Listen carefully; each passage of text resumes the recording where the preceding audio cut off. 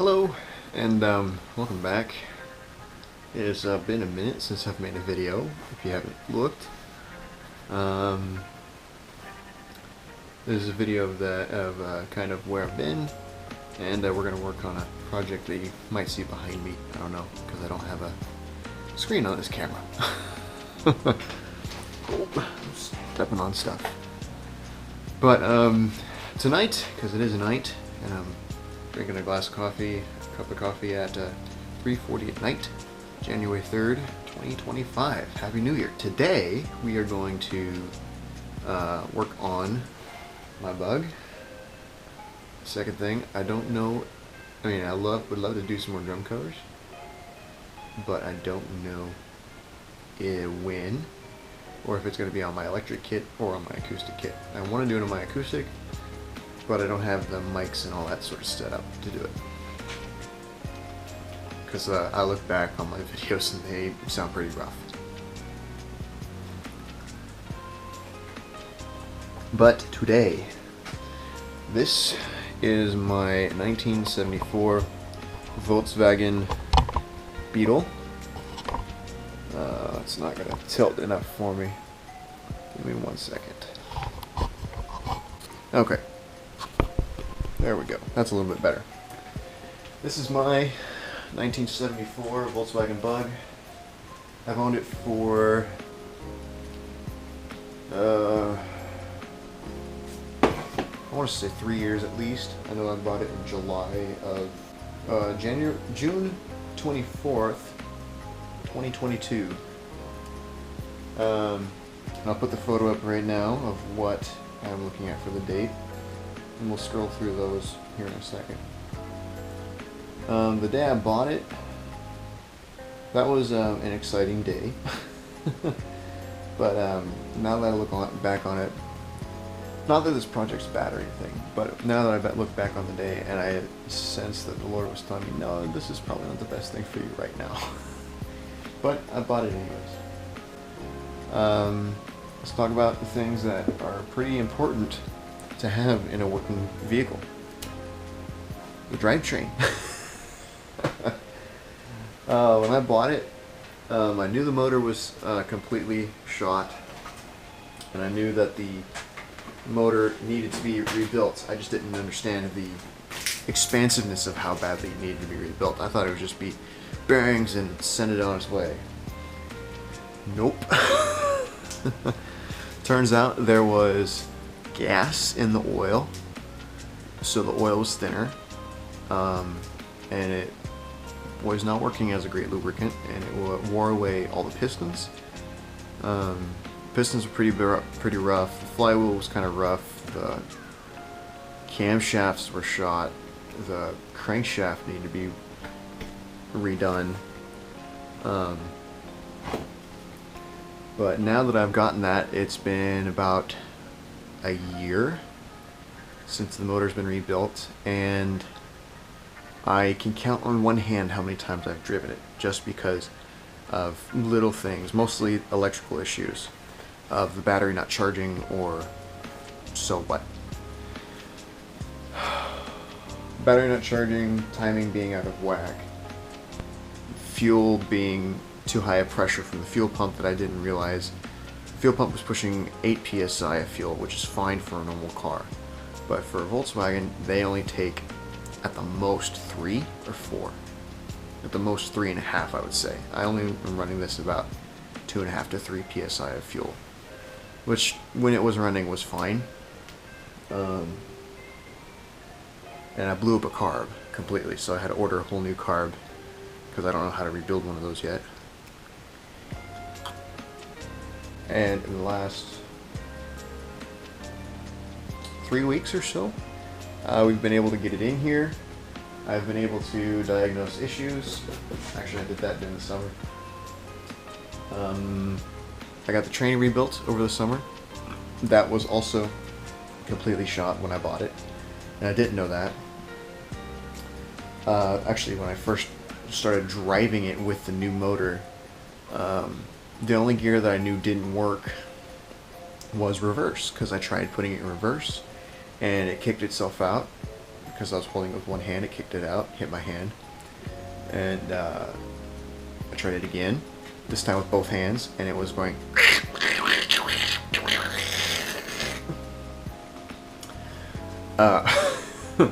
It was not happy. So I take it out. No, actually I drained it first. And I tried rebuilding it. But I got to a point and then I did some research and found out that this is a Gen 2, I believe, transmission. And I do not want to spend $150 on a giant socket to take apart this transmission just to find out. I'm going to give it to a mechanic, local mechanic, who also built the motor for me, rebuilt the motor. But I re-greased and redid the CV joints. I don't have a photo of that. Yeah, we got a lot of work ahead of us. So yeah, let's get working on it. Okay, so what I'm going to do and what this is here is, this area right here is going to be an access panel. There are there's a remote oil cooler system that this motor has built onto it, and with that I have big hands and I can't get behind the motor to put the pipes onto the fittings. So I built this access panel kind of mostly to do that, but also to be able to get back here to thread like the throttle cable through the doghouse, which is the box that is called on the top of the motor, that's the cooling system. So with this, you know, I cut it out, I welded some bolts in, and then I made this gasket so A, I don't get exhaust fumes or whatever through here if the exhaust does decide to leak, and B, this is going to be a driven vehicle, so realistically I don't want this thing, you know, vibrating and rattling all the time. Although I'm not expecting it to be a quiet vehicle, because this transmission is hard mounted to the chassis. They did that because it is built to be a sand buggy. It will do that when I have it. It will do some of that, but it won't do as much. Really, what I'm building this to do right now is A, I wanted a manual transmission vehicle. B, I wanted a vehicle that got a little bit better mileage than my big old truck. And 3, these things are just kind of fun. And yes, it will do the sand.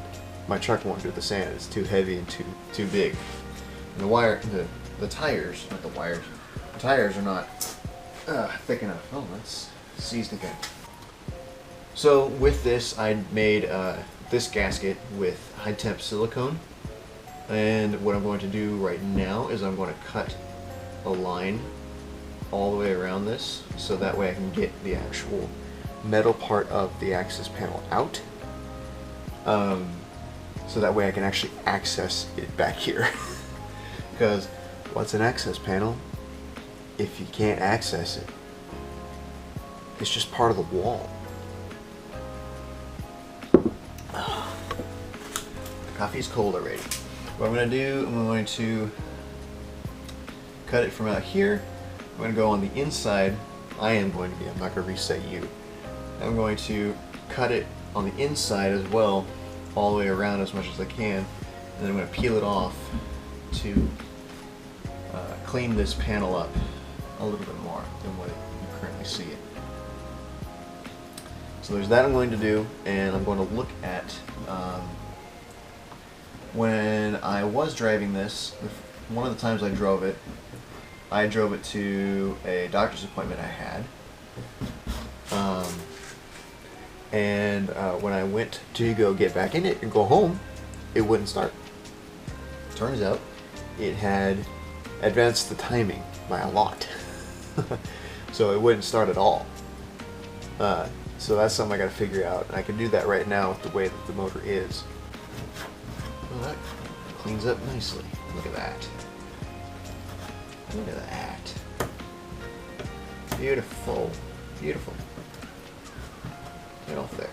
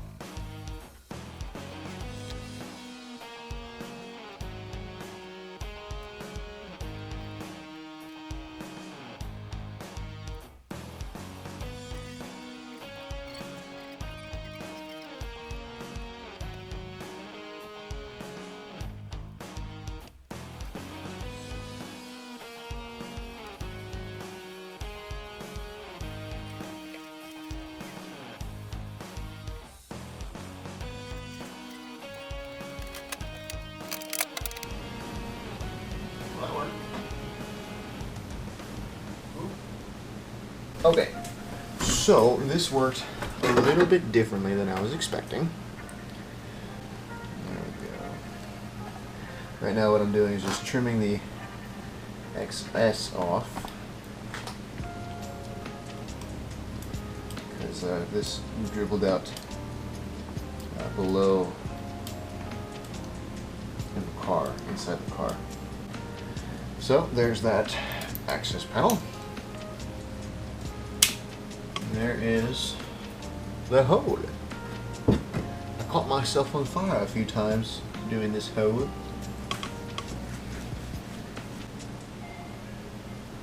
It's kind of funny that the seal is not actually square. I'm looking at it, it's not sitting square. Just go ahead and clean this here a little bit more. Okay, I think this is going to be good enough for me personally to paint and mark which side goes up and which side goes down. Or I could just look at the way that the seal is, because currently it's upside down. It should go like this. You see? Okay. Take my tool back. Now let's go and look at the motor. Okay, so what this is a rebuilt, mostly 1970s Volkswagen motor. Just noticing that I have to repaint some things because they are a little bit rusty and I don't want them to rust. This has been rebuilt to a 1915 cc motor instead of leaving it as a 1600 cc motor. So the thing that I was fighting the last time I was driving this was this thing moving. It even still moves around way too easy. If it looks weird, it's because it's backwards, and that is because it currently has a Amazon special magnetic timing guy in it. It doesn't have points. It's computerized to a point. But when we were actually using it, it did not work very well because being at the correct timing, which would be more like this, it was 180 out from the inside. The computer part was already 180 out doing this. So with that, we flipped it around and it kind of worked, but I kind of want to switch this back to points for now. And that's what I have right now. I've got a point system inside the Beetle, or it might be right here in my stuff, that I think I'll switch this out for and look at how to fix this bracket, because even though the bracket's tight, it still moves too much. Like, somebody can walk up to your motor and go, eep, and now your timing's way out, and you never know, like, why is this not working? Oh, it's because this is out of whack. There you go. Let's look in and figure this out, shall we? My tool. I believe that back there that little guy is a number 13, if I do remembers correctly, and it is. What?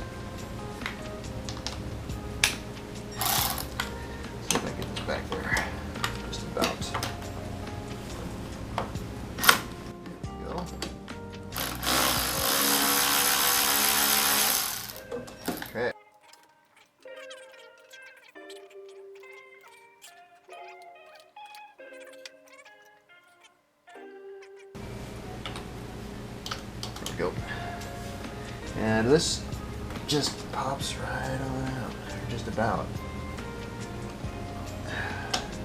There is a little, there we go. There is a little, one of these guys down in there. Oh, there's some fun stuff down there too. But as you can see, it's got a little magnet here. This magnet goes down on here, kind of locks in there somewhere on one of the lobes, and it will spin. I don't know what's clicking down in there right now, but this little guy here is the computer. I might be able to flip this around because it looks like it could be built wrong, could be built backwards, and I could probably rebuild that and it would work correctly. But that might be something for another video right now. So this was my better attempt at getting it to stick, was getting a new bolt and kind of soldering it to the old bracket. And in that, it was it worked for a while. Oh, come on. But as you can tell, it is not working now.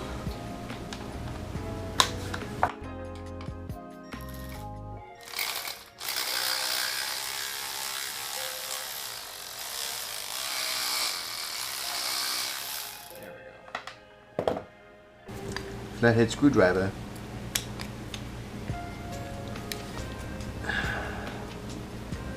So I'm just going to open that up a little bit, kind of like that. And there we go. There's our bracket. Now I can order a new one. I think that might be what I end up doing because this is, you know, old and worn out. Yeah, that is very worn out. I'm going to have to order a new one of these. Yeah, I don't have anything else to do right now. I'm going to paint that and order some parts tonight. And they will get here next week. So until then, thank you for watching this video, even though there was nothing done. I did explain kind of where I've been and what I've been doing. Well, I guess that's it for now. Thank you guys for watching. Hope you're having a great, amazing day. God bless you, keep you. May His face shine upon you. May He see you and show you how He loves you. Pray that in Jesus' name over whoever's watching this video. Alrighty. See you guys in the next video. Bye-bye.